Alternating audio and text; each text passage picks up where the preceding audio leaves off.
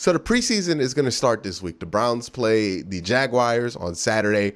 By the way, hey, I'm just letting you know, I'm doing a live stream, a live watch along during the preseason game. So if you want to watch the preseason game with me on Saturday, please make sure you subscribe, make sure you're notified, because I'll be live reacting to that game as it happens. So be locked in here. Don't miss that. And the way you don't miss that, subscribe, notify, so you don't miss a thing. But anyways, the preseason is almost upon us. And with the preseason, the most productive way to look at it, in my opinion at least, is to have a list of things that you want to see be answered in the preseason. And look, you're not going to get huge overarching answers in the preseason. You're not going to get an answer to, was Odell and Baker, was their connection or lack of connection the reason that Baker wasn't good at the beginning of the season? Or was it just kind of Baker getting acclimated to the offense? You're not going to answer that big question. You're not going to answer anything about the offensive line. You're really not going to get concrete answers about all of those things, right? The big questions. That's going to have to wait for the season when it comes to the big players and the big questions. But there are other questions that are generally considered smaller that I think are a little bit more important when you look at the grand scheme of things. So what are those questions? We'll get into it, but I want to make sure I give a shout out to the patreon.com dog check tier members. And I'm going to start with Michael Matique, Nick Merrick, Mike Lopau, Wes and Megan, Tyler Chiz, D.A. Jade, Easley Bash, Joe Hart, Gabriel Wilson, Fred Pratt III, David Valtiar, Relentless Buck, Chunt, Rex Kaufman, Kevin Johnson, DJ Marino V, Edward Carpenter, Matt H, Sign Sheets, Gemini, Liam Freeman, Fight Dirty 74, Yo, Matt Lloyd, Paul Wilcox, Hundo Magnifico, Kyle Stuffer, Lukey from Munich, Deveroff, J Guy 101, Musty Taco, Joe Bobby, Brad Calbo, Dylan W, James McGinley, Arenda Hall, Chad Gimme, David Maldonado, Dylan Hell, Josh Mendorch, Jaleel Salim Jr., Mark M, TJ Showman, Stuart Moore, Cleveland BCI, Robert Jermaine Jr., Dave Mike May, Andrew Hirsch, Curtis Byer, Batman, Bharat Kumar, John Albert, Beerman069, Masayua Buzzer, Roland James, Nemo, Mac House, Reeve Hertz, Philip Wilcox, Marie Vivert, Sean Barron, Goggles Pisano, Corporal Nick Lopez, Dom Gazzulo, Nick Nasty, Ian Whitaker, Colin 216 Christian, Dave Strong, Michael Stone, Billy Moose Gentry, Austin Z, Mark Burnett II, Andre Griffin, Otis Wolf, Dog Pound, Kai Greg Ehlers, Austin Bowling, Lydia Mahawk, Jesus Serrano, Chris Foams, the Picktown Browns backers, Max Neelakenko, Mark Khan, Max Al Dojo, and Water Bear Marketing. Again, guys, thank you so much for the support. It means a ton to me. Now let's talk about these preseason games and what the Browns need to answer in these preseason games. The Cleveland Browns are a very interesting team because on one hand, they're a playoff team that's returning most of their offensive starters, their coach. So there's not much new, and it shouldn't be that intriguing.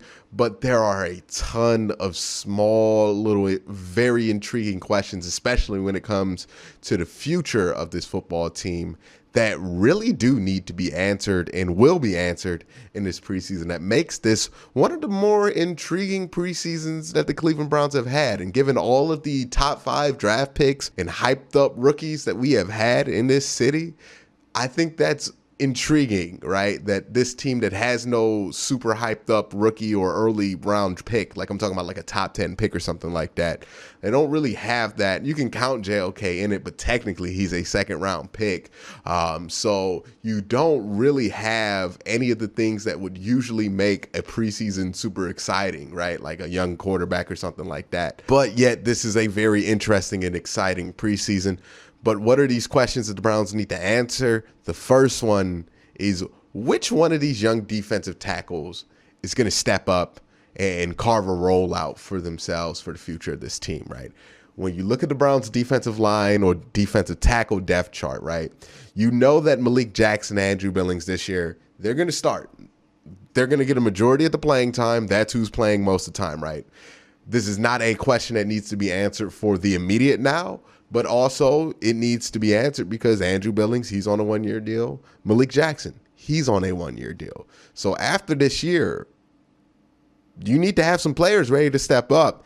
And right now on your roster, you have Jordan Elliott, you have Tommy Togiai, and you have Marvin Wilson, 3 young guys that I think they feel good about, right? Their future with this team. You got Sheldon Days and everybody else in there. But I think those are the 3 that we have landed on that they have a plan for. Now with Jordan Elliott, it's interesting. Didn't have a great rookie year. Hasn't had a great camp so far.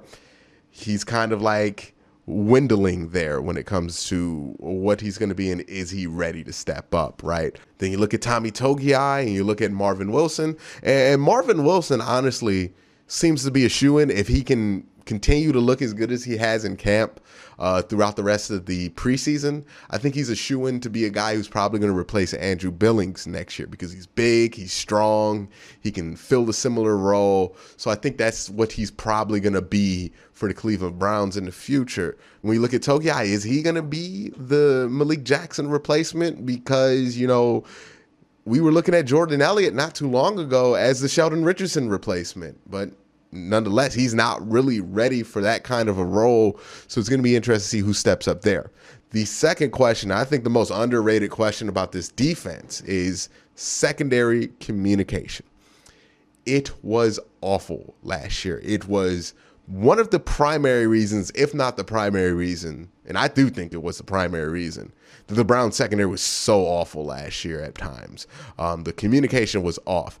When Ronnie Harrison was in the game, it wasn't as bad, but every other time it was off. Now, why was it when Ronnie Harrison was in the game that the communication was better? Well, I have a theory. Again, this is just a theory, this isn't a fact, but Ronnie Harrison was a former green dot, right? When he was on Jacksonville, he was the green dot for the defense. Now, he was never the green dot for the Cleveland Browns, but anybody who's played defense in a team sport, especially one like basketball or football, you know that when you play defense, especially when you're actually trying to play some team defense, you need people to be vocal and tell you where they are, what they're doing, what you should do, and everything else in between, right? Communication means a lot on defense. And when somebody is awarded a green dot on a football team, that's usually a sign that on that team, the coaching staff feels like that is the best communicator and one of the smartest players on the field. I can trust them to make the defensive play calls or relay the defensive play calls. So that is a very high honor on the defense to have, is to be the green dot on it. Now, some defensive have strict rules about who they will and won't allow at a position group to be the green dot. A lot of teams don't really want their safety to be that, so that doesn't happen a lot. But what the Browns did is they brought in Anthony Walker. He used to be the green dot out there in Indianapolis. They brought in John Johnson III. He used to be the green dot for the Rams. So now you got three guys on this team who used to be the green dot, and the green dot's going to be Anthony Walker, who is a veteran.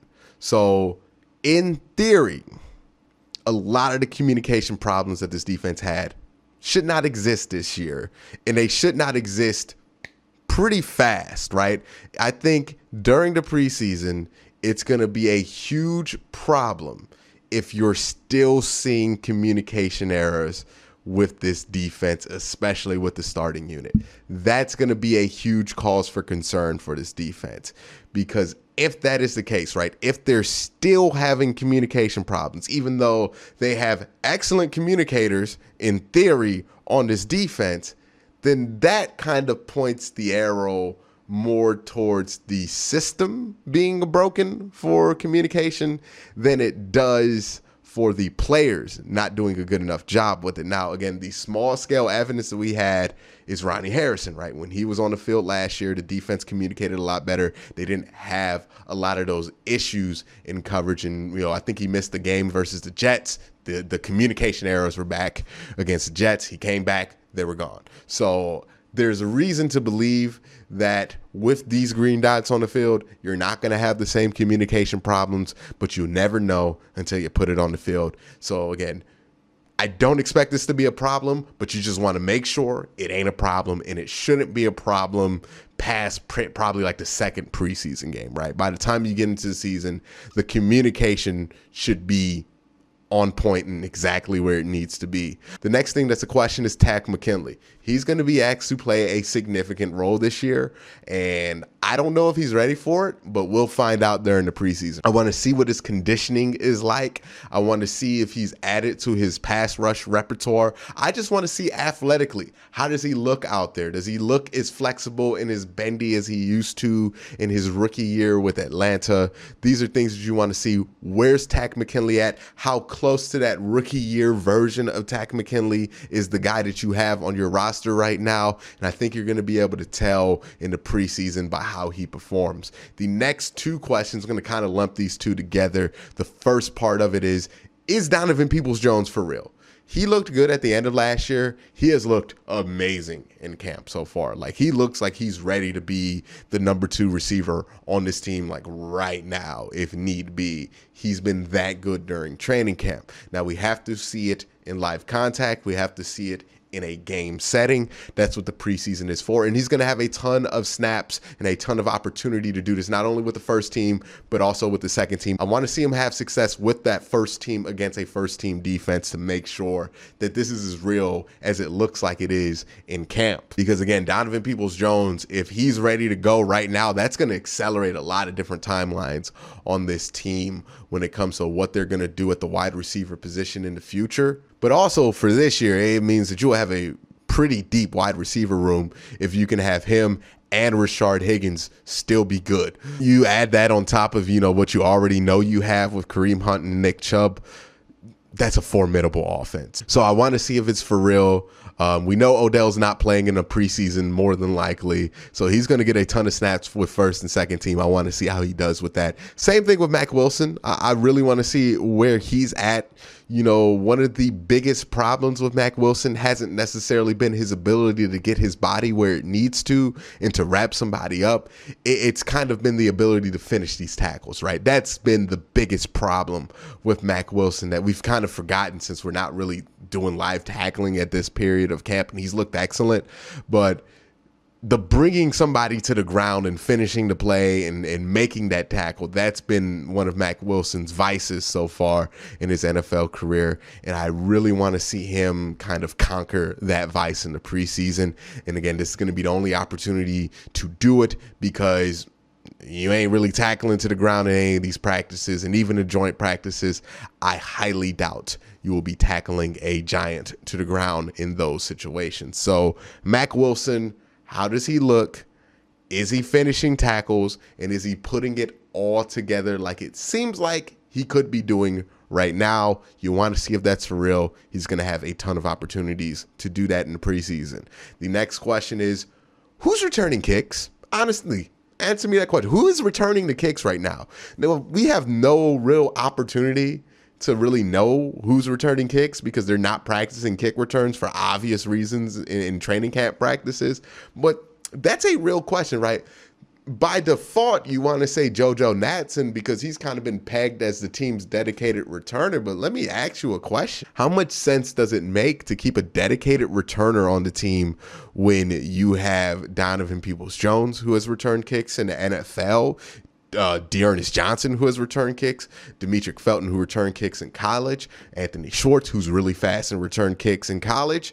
You have a plethora of dudes on this team who have return experience that you could use in that position that are probably going to make the team for what they can do at different capacities. So who's returning these kicks? Who's the first team? Is it going to be JoJo? Are they going to go with the dedicated kick returner roster spot? That'd be interesting. And is he also going to return punts, or is that going to be Donovan Peoples-Jones again? We don't know much about the return game just because there was a lot of injuries in that area last year and there was a lot of change. And I don't know who they consider as their regular starter at returner on both punt and kick return. So it's just going to be interesting to see who they think is the starting kick returner and punt returner. And the last question I think needs to be answered is, will JOK's size actually be an issue? Now, again, I talked about this before. All signs point to this not being an issue because it wasn't an issue at Notre Dame when he played those bigger schools. When he played Clemson, his size wasn't really holding him down from tackling some of those NFL players that Clemson has. But that being said, this is the NFL. They're going to be a lot better than Clemson, so you want to make sure that he doesn't have tackling issues in the NFL. And JOK is a guy that I'm pretty confident he's going to be able to get his body in position to make a play, but we just need to make sure he can finish these plays in the NFL to be the capable linebacker that I really think he can be. But that's my questions for the Browns preseason. Let me know your questions that you feel like the Browns need to answer in the preseason down in the comment section below. But again, guys, thank you for watching. Have a great day. Have a good night.